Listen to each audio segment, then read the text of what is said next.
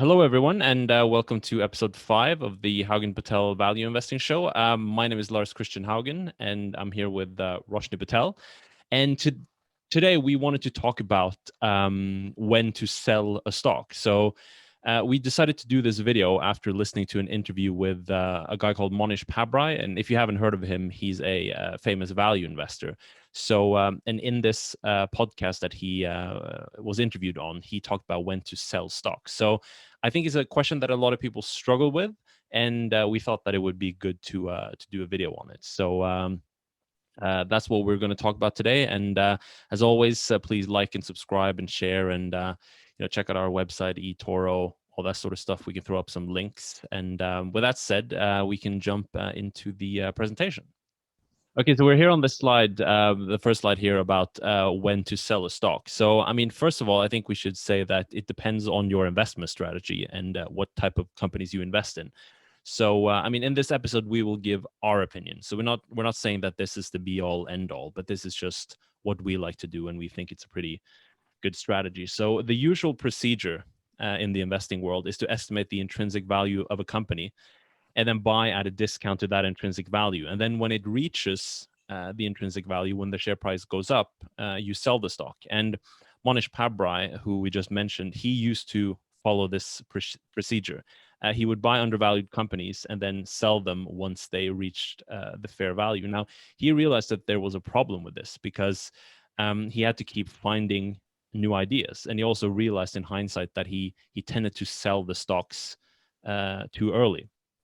But then he encountered a different framework, and that was a framework that was developed by a fund manager called Nick Sleep. Now, he's not a very known investor. I think he retired in about like 2013 or 2014. And when he was active, he kept a very low profile. So very few people know of him, but he's kind of become a bit of a legend in the investing world after he retired. And also a lot of professional investors looked up to him. And what he said to what Nick Sleep said to Monish Pabrai was that the best investors in the world are not investors at all. They are entrepreneurs who never sold. And an example that Pabrai mentioned in this interview that we listened to, we can throw up a link to that. And he mentioned Walmart. Now, the Walton family, they've held their shares in Walmart since the beginning. And the company was founded in 1962, and it went public in 1970.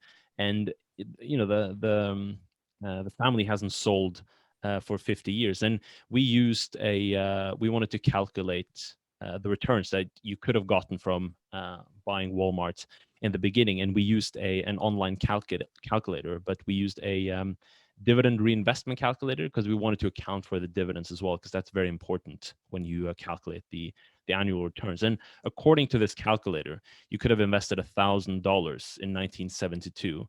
And that would have turned into 5.5 million today, which is a compound annual growth rate of 19%, which is a very, very good number. But maybe you wouldn't have been able to buy that earlier. You wouldn't have seen the opportunity that early. I mean, not a lot of people bought Walmart in 1972. But even if you had invested 10 years later in 1982, you would have made a compound annual growth rate of 18.5%. So still extremely good. So that's 10 years after the company got listed. You still could have bought and held on for 40 years and made a really good return. And Nick Sleep, in one of his investor letters, he pointed out that you could have bought Walmart in the 70s at a PE of more than 200. It still made 10% a year if you held on until 2009, which was the time he published that letter. So our strategy these days is to buy quality companies and hold them for the long term. And this is like a typical what Warren Buffett and Charlie Munger do as well. So basically, we want to find companies that are so good that they keep making money for us. If we don't sell them, we only have to do the work once. And also, each time you sell a stock, you have to pay tax on it. So if you buy and sell stocks often, you'll have a higher tax bill than if you hold on to your investments. So that's kind of that's the points I wanted to mention there. So Rosh, I'll just jump over to the next slide. So do you want to cover your part there? Yeah, sure, absolutely. So here we are looking at what to look for in a company. And the first thing we've got here is you want to look for high quality companies. And we see these as companies that have good financials, they are leaders in their industry, and they've got a very strong brand name.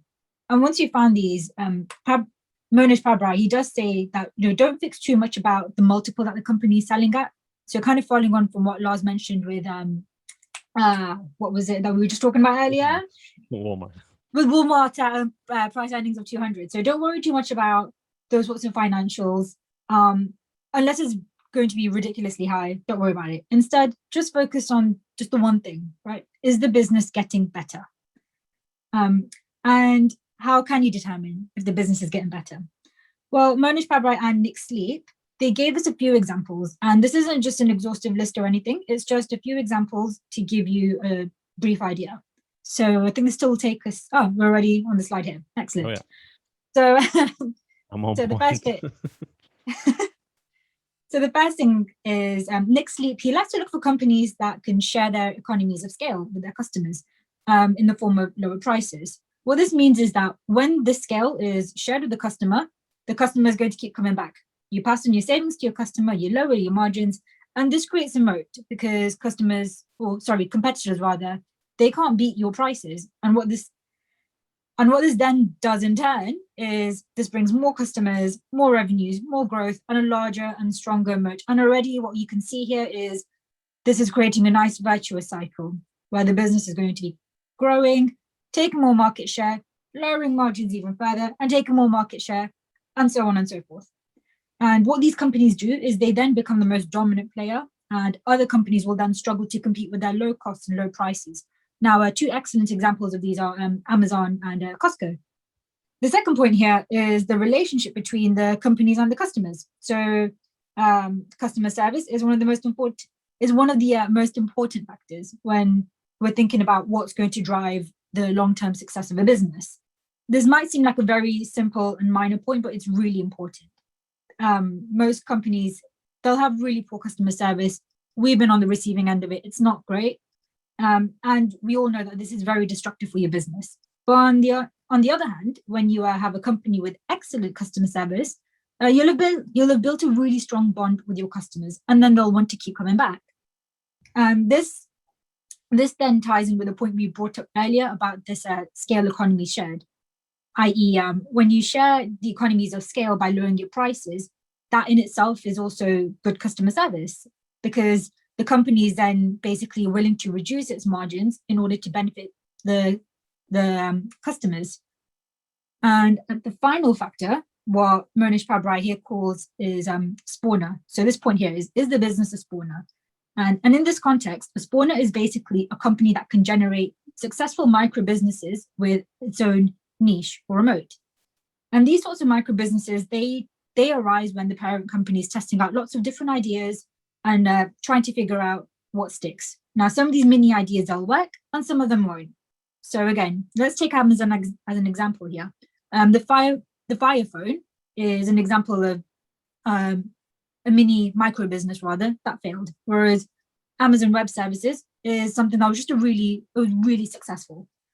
And once your business is then capable of spawning, you can then eventually build your own empire with lots of micro businesses with its own range of smaller moats. And having all these lots of different minor moats will then widen the overall moat. And I think this takes us nicely onto the conclusion. Okay, so yeah, let's just do the conclusion here. So, I mean, so to kind of sum up the way we look at it in terms of selling a company or selling a stock is that we ideally don't want to sell. We want to buy companies that we can own, and then they can grow at a steady clip over the long term, and then we don't basically have to do anything. It just keeps growing and keep making us money, and it kind of takes care of itself, and then we don't have to find new companies all the time.